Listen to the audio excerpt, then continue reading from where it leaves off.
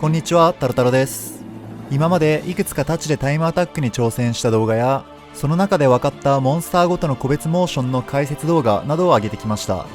これらを通して多くのモンスターに通用するある程度汎用的なタッチの立ち回りの流れについて分かってきたので、今回はそれについて自分の考えを話していこうと思います。はじめに注意ですが、今回の動画はある程度タッチのボタン操作などは分かっているけど、モンスターごとにタッチソロでどういう風に立ち回ればいいか分からない、どういう風に考えればいいか分からないといった方に向けての動画になります。そしてあくまで一個人の考えであるため、これが絶対に正解ではないということを留意してご視聴ください。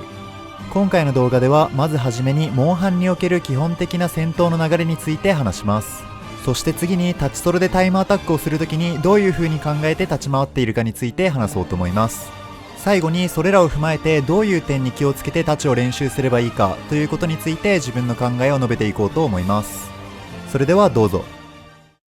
それではまずはじめにモンハンにおける戦闘中の基本的な流れについて話そうと思います。モンハンでは基本的に相手のモンスターの攻撃が来て、それをハンターが回避し、その後の隙にハンターが攻撃を加えるというのが基本的な流れになってくるかと思います。もちろんボウガンや弓、そしてマルチプレイにおいては少し違う状況も生まれてくるとは思いますが、基本的にこの流れの繰り返しかと思います。試しにそれぞれの段階を3つの色で示してみました。攻撃の赤、回避の青、そして攻撃チャンスの黄色です。基本的に相手が攻撃をしてない黄色の時にこっちから攻撃を与え、相手が攻撃を構えたらそれを回避し、その後に攻撃をするというような流れになるのが見てわかると思います。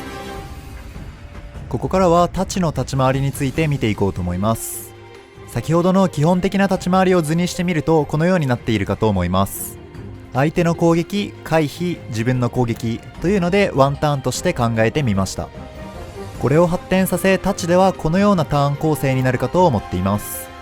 先ほどと違う点はまず回避がカウンターになったこと、そしてもう一つはモンスターの後隙のところにこちらからの攻撃と準備という項目が追加されたことです。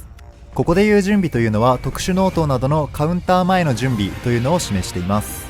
先ほどと同様に3つに色分けしてみました。黄色の終盤では赤になる直前に特殊能刀などをして準備しているのが分かります。そして回避は基本的に居合抜刀鬼陣切りなどのカウンター技を合わせているのが見てわかるかと思います。特殊なモンスターや特殊な行動を除いて多くの技に対してはこのようなターン構成が綺麗に立ち回るコツかと個人的には思っています。この立ち回りに至った理由としては、ライズの太刀の居合抜刀鬼陣切りという技がかなり強力で、相手の技を無効化しながらゲージを貯めつつかなり高火力のダメージを出せること、そして脳刀術スキル3によって居合を準備するまでの時間がかなり短縮されていて非常に使いやすいことが挙げられると思います。実際に自分がタイムアタックをするときや他の自分が尊敬している立ち使いの人たちの動画を見ていても、ほとんどの人が居合抜刀鬼陣切りを中心とした立ち回りをしているので、現状はこの立ち回りが最も火力が出せるのかと思っています。そして最後にそのターンをきれいに作るためにどういう風に考えてどういう練習をするのかについて話していきます。個人的にタッチで大事だと思うポイントを2つに絞りました。1つは相手の攻撃に対してカウンターを当てるタイミング、そして2つ目は準備時間を考えた上でどのくらい攻撃に時間を割くかを考えることです。この2つをモンスターの各モーションごとに理解していれば、必ずカウンターを待ち構えながらターンを始めることができて、相手の攻撃は全てカウンターでさばくということが理論上可能になるかと思っています。それではそれらを1つずつ見ていきます。まず1つ目のカウンターのタイミングについては、タッチを使っている多くの方が意識していることかと思います。それぞれのモーションを理解し、どのタイミングでカウンターを押せばいいかを練習を通して自分の体になじませていきます。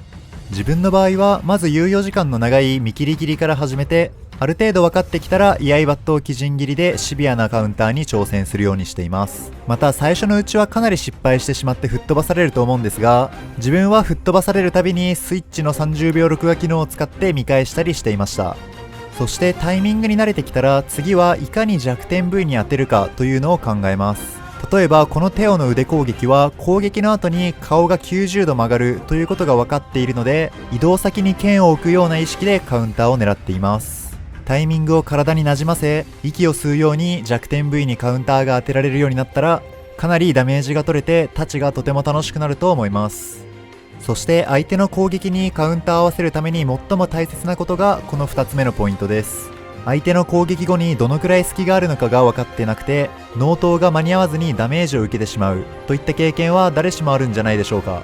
僕も1万回以上あります。タイムアタックをしている人みたいに個別の技に対してカウンターをすることができるようになってきた。でも被弾はあまり減らずにタイムも思ったより縮まらないと思っている人の多くが後隙に攻撃をたくさんしてしまって待ち構えられてないことに原因があるのかなと思っています。攻撃の後隙に関しては自分は大きく3つのパターンに分けています。まず1つ目はカウンターの後にすぐにもう一度準備をしないと次のカウンターが間に合わないパターン。そしてもう一つは兜割りを狙う時間があるくらい後隙が長いパターン。あとはそれ以外というように自分の中では分類しています。後隙の少ない例だと、例えばクシャルの突進とかはその後に風の球を飛ばしてくる攻撃に派生しやすいので、最初の攻撃をカウンターしたらその後攻撃をせずすぐに準備してカウンターをするようにしています。そして2つ目の兜割りが狙えるくらい後隙が長い例だと、例えばクシャルの大きい風の球を飛ばしてくる攻撃などがそれにあたります。こういう攻撃の後に必ず威嚇をしてくるという行動をいくつか覚えておくだけで兜割りを狙って大ダメージを与えるチャンスにつながるので大事なポイントになります。最終的には全てのモーションの後隙を理解して立ち回るのがベストだとは思いますが、自分が研究しながら練習している時は何もせずにとりあえず納刀してみるか、突きや切り上げなどのかなり隙の少ない攻撃をしてダメージよりも納刀のタイミングを探るような動きをするように意識しています。仮にタイムを意識した場合でも必死に攻撃してその後被弾してしまうよりも何も攻撃せずに居合で待つといった行動の方が最終的なダメージは取れることが多いです。そして余裕が出てきたらカウンターと準備の間に例えば居合抜刀切りや縦切り、また切り下がりなどで位置調整をしたりなど、その時々に合わせたコンボを柔軟にできるようになるとさらに立ち回りが面白くなってくるかと思っています。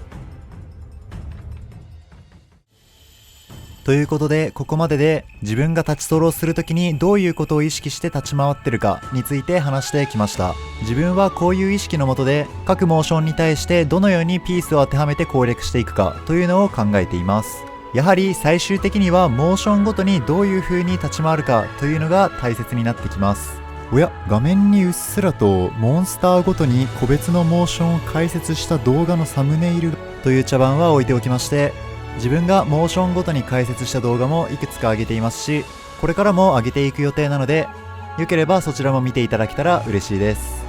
それでは今回は今までとは違う自分の考え方についてまとめた動画でしたが、最後までご視聴お疲れ様でした。もし少しでも参考になることがあれば、SNS などで感想を言っていただけたり、コメントでフィードバック等いただけたら嬉しいです。それでは最後までご視聴ありがとうございました。